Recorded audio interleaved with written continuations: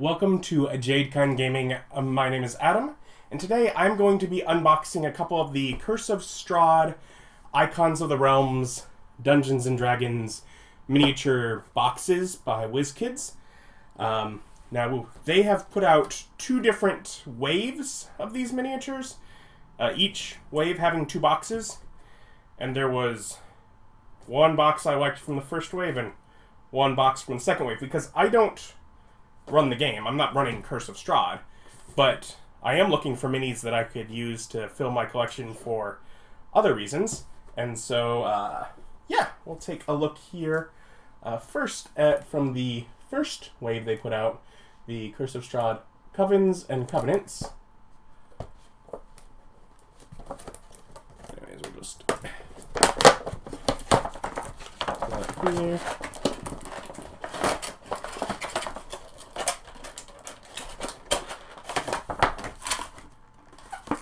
Glued on like one side or something there.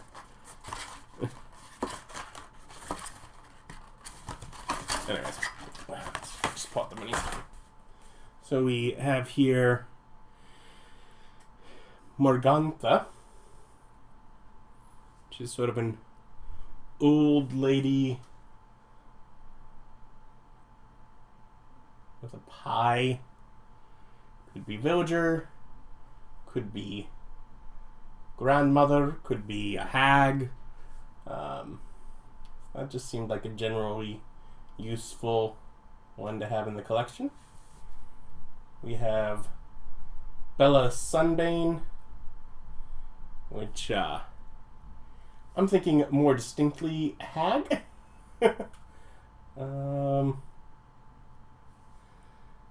Which not as useful for me, but a couple in here aren't. We have Ophalia Wormwiggle. Ew. A lantern and a cane. Kind of haggard looking. Another great poor townsperson kind of mini, which definitely useful for filling out a scene. We have the Abbot, which is a nice generic clergy, not looking like an actual cleric, but just like, a priest figure or that kind of thing, like just someone in the clergy, so that seemed useful. We have Vasilka, who is beautiful. She's got her veil and her stitched up dress and skin. Yeah. Their bouquet. That was a very lovely miniature. We have Thorn, which is on a small base. Let's see the size difference. And has an interesting winter jacket look, kind of blue skinned. I mean, it could be obviously some sort of gnome or halfling, but the blue skin makes that a little weird.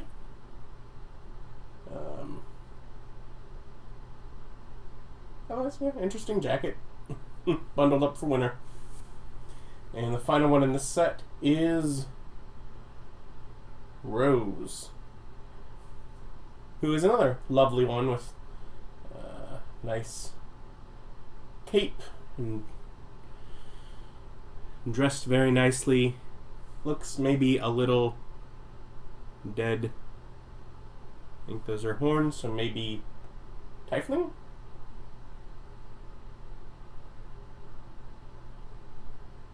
Could be.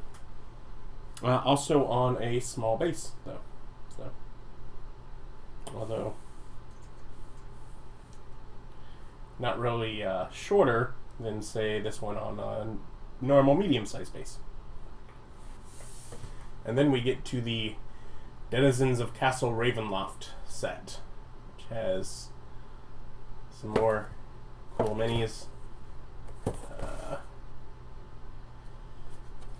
from their second line. And, I just got to be kind of picky about which ones I pick up, because these non-blind box ones, the ones that you see what you're getting, are expensive.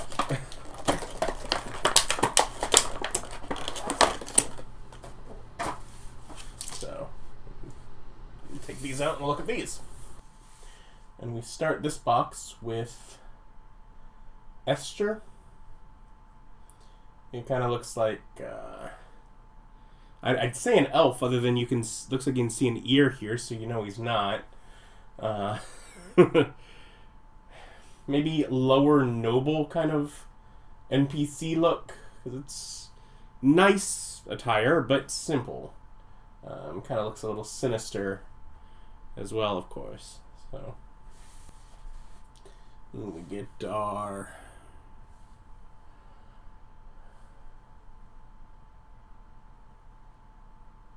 Ludmila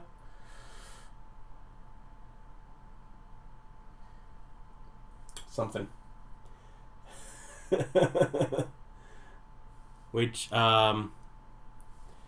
could pass as just a normal, lovely princess in this fancy dress. Although there is definitely a hint in the paint job here that she is a vampiric. So you can kind of tell there, but from a distance, you can get it to pass as whichever is needed. Although there is a little dirt and grunge on the back of her, well, just on her dress. So, but otherwise, yeah, kind of lovely ball gown kind of attire. So reading it up close, this whatever text that cannot be read is Volenta Popolski or something. Also in some sort of fancy dress here, although with a mask, some sort of maybe masquerade attire. Also kind of looks like probably a vampire. But again, that's small enough detail that it doesn't have to be. And just having some NPCs and ball gowns and such can be useful for various encounters, especially when you start involving nobility. Then we have this one, who says his name is Rahadin, but basically this is our proxy for Strahd. General Vampire Mini. It'll work. Whatever. If you need a off-brand Strahd.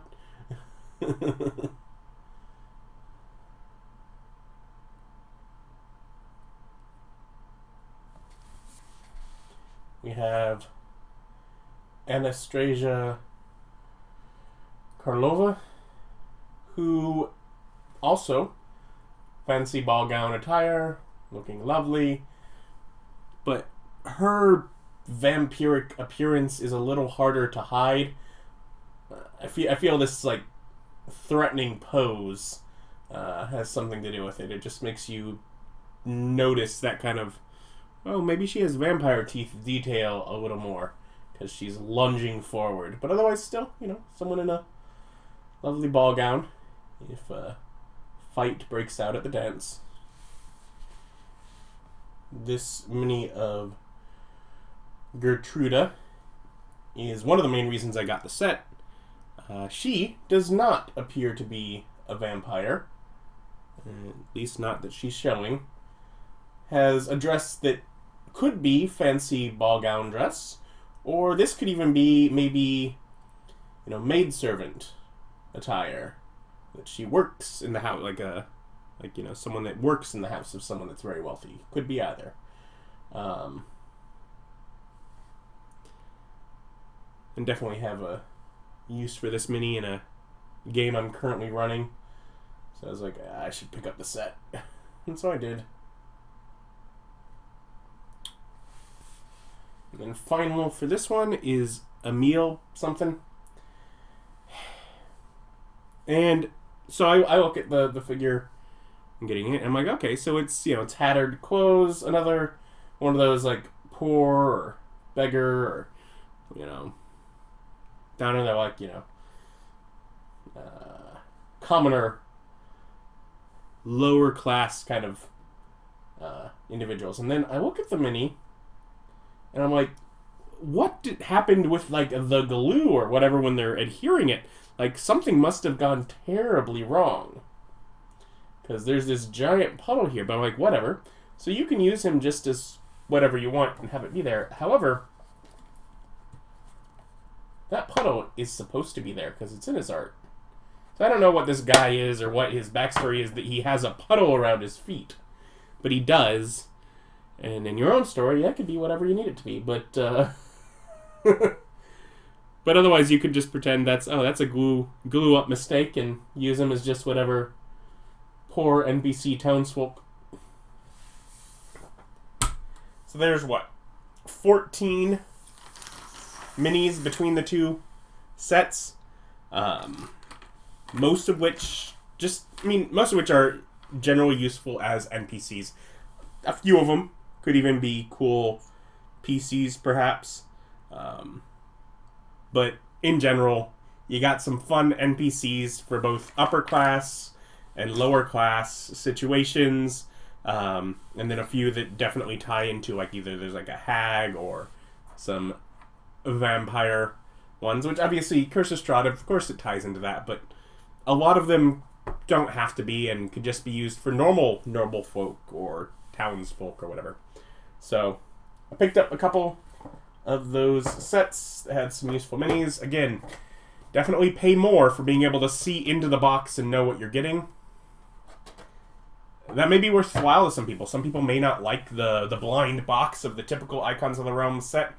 I am actually sad with how many they're doing of these. I wish they would do more sets of just the blind box stuff, because that's fun for me, because I like the mystery of it all. But sure, knowing what you get, fine. It's not worth the extra money to me, but sometimes, you want the mini, right? Is what it is. Like, comment, subscribe. Thank you for watching. Bye.